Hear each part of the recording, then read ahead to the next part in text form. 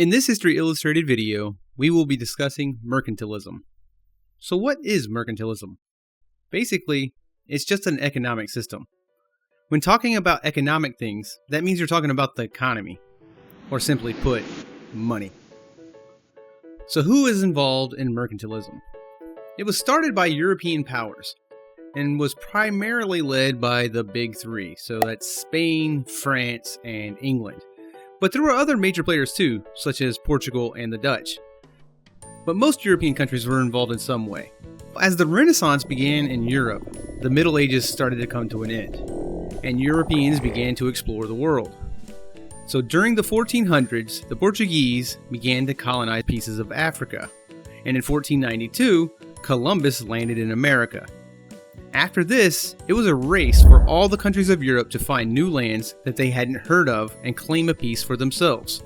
Each European country that claimed territory could bring back wealth they collected, things like gold or exotic things that they had never even seen, and merchants could sell these items, and this would make the mother country very, very wealthy.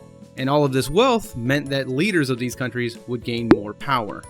And with this power, they would be a respected country in the neighborhood and they could get what they wanted.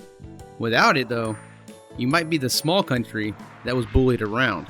This led to an intense rivalry between all of these countries, and the competition was fierce. So how did mercantilism work? Well, once new land was claimed by European powers, they would establish a colony. These colonies would work in a couple of different ways. First, that meant that they would become a new market, which means it's a place that I could sell things to, which means I would make money. And that means money is coming back to Europe. The resources of these colonies were also collected and sent back to Europe too. These resources are called raw materials.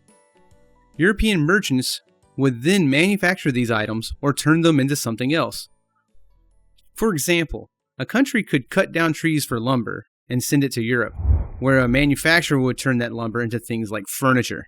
We call these things manufactured goods. Under this system, Europeans created some rules for gaining wealth too. Colonies were not allowed to trade with whoever they wanted. They could only trade with their mother country. For example, an English colony could not sell their lumber to France. Even if France was paying more, they would be required to sell it to England.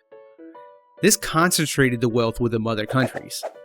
Europe was able to grow very powerful over the course of a few centuries with this system, but it had a lot of effects outside of what their original intentions were too. For example, let's look at the economic impact. Their goal was to gain a lot of power, and that definitely happened. Europe emerged as the dominant power of the world. They would have colonies on every continent outside of Antarctica and create the largest empires in the history of the entire world. Also during this time, industrialization would start under the leadership of the European powers, and that would greatly affect every person's life forever. The social and cultural impact was vast too. Christianity, for example, spread throughout the world, and it remains the largest religion today. Millions of people would be enslaved and forced to live on different continents, which leaves a legacy that still affects many countries today as well.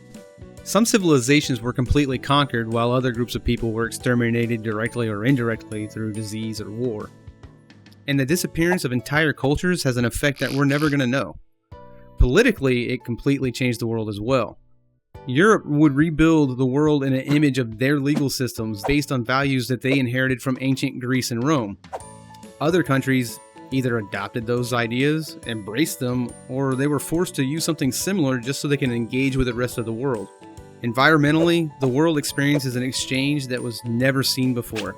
Plants, animals, and other resources find their ways to the other ends of the earth, which allows us to experience things as simple as tomatoes being used in Italian food for the first time, all the way to things like the communal views of Native Americans on land being completely dismissed so they could be bought and sold as private property, which later makes way for an agricultural development that allowed our population of the world to go from under 1 billion to more than 7 billion in just a couple of centuries.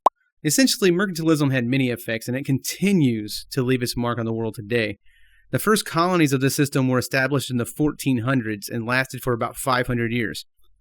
However, after World War II, they experienced so much destruction that they could no longer control their colonies. One by one, their colonies would declare their independence, and the once powerful European powers were now powerless to stop them. And what they had built for centuries fell apart in just a couple of decades.